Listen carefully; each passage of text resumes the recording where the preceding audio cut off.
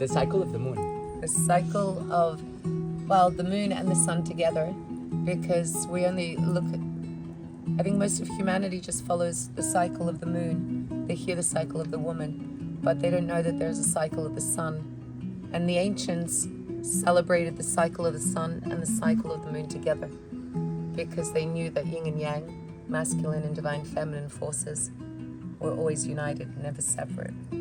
Because they relied on each other. The woman relied on the cycles of a man for his son, and the man relied on the cycles of a woman for his creativity.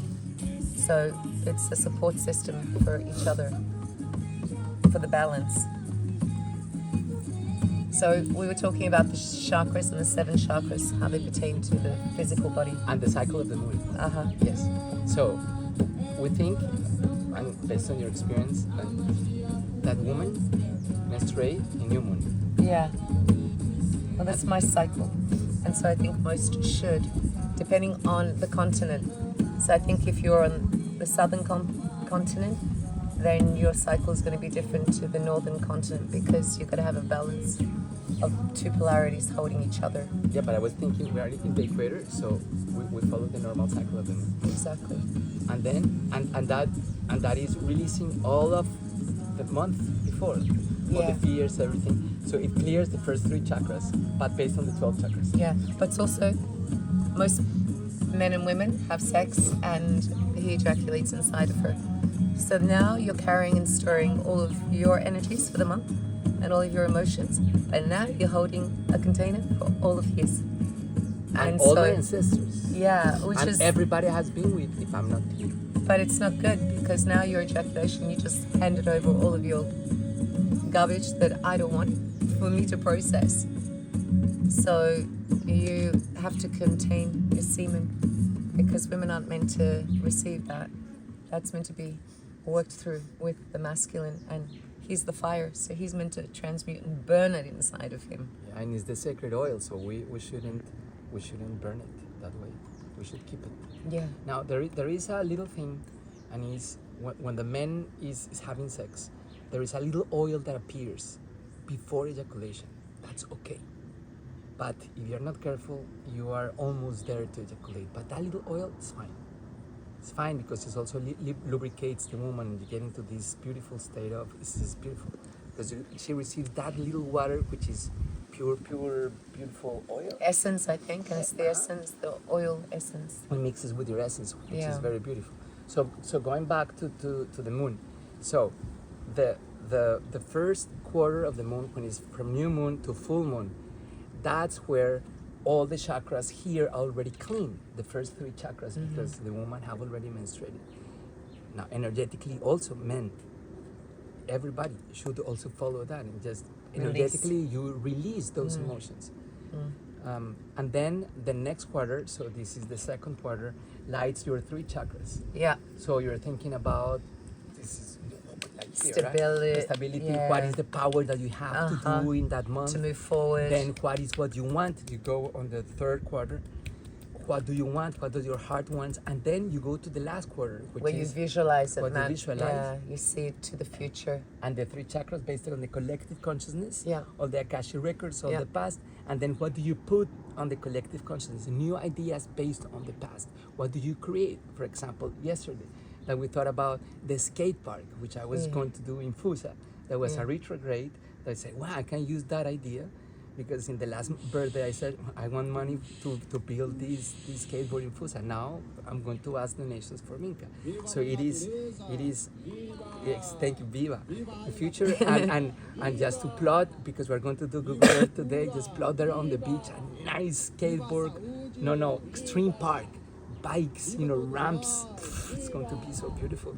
And a gym in the park, as it exists in Santa Monica and in Santa Cruz. It's amazing. So I was just sitting there and looking how much fun the kids have. We can replicate that here. It's for the kids. It's fantastic. Instead of them doing nothing, we can have even a station for kids doing coconut and doing a lot of things. Yeah. Extreme cooking. We can call Extreme it cooking. so they get. Well, that's what we've been doing. Like yesterday, I had to wash the dishes and cook a pot of pasta in this much water. And normally I cook pasta in a pot of water this much. And so it worked out really well. So you got to work out things. But going back to the retrograde. So in the past, we have looked at retrogrades as, oh, okay, this is going to slow us down, slow us back. You don't go and create new things in that moment. But this time round, we decided to use the retrograde as our advantage because we knew things that were unfinished were going to come back. And we were super, super conscious of them, which allowed us to actually receive gifts this time. So we received karma instead of dharma because we used those past. forces, just like you do when you feel sad and you've got to transmute it into joy. We use the retrograde as a golden opportunity for ourselves to actually manifest and receive. So it's almost like a full moon. We got to reap the rewards in a time of where we should have been seeding something. So that's duality collapsing.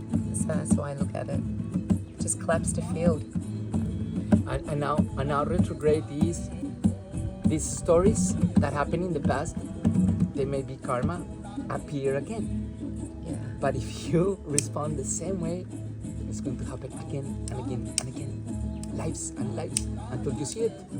When you see it, you say, okay, I understand where this comes from, my mother. Okay, I let it go. And you can say, I let it go. Let it go. And then joy. Because that's how you do it. You transform very fast into joy. Sing Maraquita, something. That's why you need music every time. I will light some sage. And then Also. and the gifts are ideas, beautiful ideas that you get so excited. Say, wow, the skate park, oh, right, and the parapente, everything. People just going up like a little trolley and then going down that bike. Amazing. I did it in Boulder in Denver. And it was beautiful. And I grew up in extreme sports, riding cross-country motorbikes, cross-country running, so many things. You know, at the best story is when you were on the tree and you were Horses, hopping wild on horses. top of wild horses. She was on top of the trees, encima de los árboles. Cuando pasaban los caballos, ella se tiraba. Caballos salvajes. I was 7 years old, so you couldn't catch a horse. Yeah. I was too fast and they're too big, they're too high. Yeah. The only way was to climb a pine tree because they love the pines, and wait for the right moment, and then launch yourself out of the tree onto the horse until he bucks you off. Yeah. So, but anyway, retrograde is your friend because you see your karma comes back because it's holding a gift of dharma, but you have to notice it and be ready to receive it. Otherwise, you'll miss the opportunity and it turns into karma because we're always given dharma and we miss most of those opportunities. And what is dharma? Dharma is acting in total bliss. So when we think about an idea, again, like this skate park on the beach, that's wow. And that's dharma because I'm thinking about something that excites me. Not, oh, I didn't do that, I failed in the past. No, I can redo it in the future better. It's a gift. It's like somebody Open a box gives with you idea. a gift right there and you miss it and you just walk away. It's the opportunity is gone. Or the gift is given and you're like, wow, it's a perfect opportunity. Thank you for my gift. But you don't know what's inside, whether it's karma or dharma. But you're assuming that the gift is dharma. So that's Christmas every day. Isn't that what we all wish for? Little kids, they're like, I hope I don't get coal for my birthday. In other words, were you naughty or were you nice? So all these stories are metaphorical, are really there to actually help us learn the lesson. So Santa Claus, yeah, is he real? Of course he is, he's in our mind. But he's teaching us the lessons, Saint Nick, and he's a saint. He's teaching us the difference between right and wrong, which is discernment. Positive or negative, karma or dharma. So always dharma. Which is love. Just love. Okay. And remember to sage yourself, or Palo Santo, because it's important to appease the air that we breathe and make it pure and clean, even though it's super clean here. But it's like when you cook and the pots are clean, so you make a good meal. But if the cook is dirty, then you need to clean it. It takes more time. So this beautiful air cleans everything. So you Cleans are your then emotional body. so you are then like we call it the 0 point, where you can create. And you're out again, like a flower in the garden that's receiving the sun, and the sun, and the sun, and the sun, and the fun.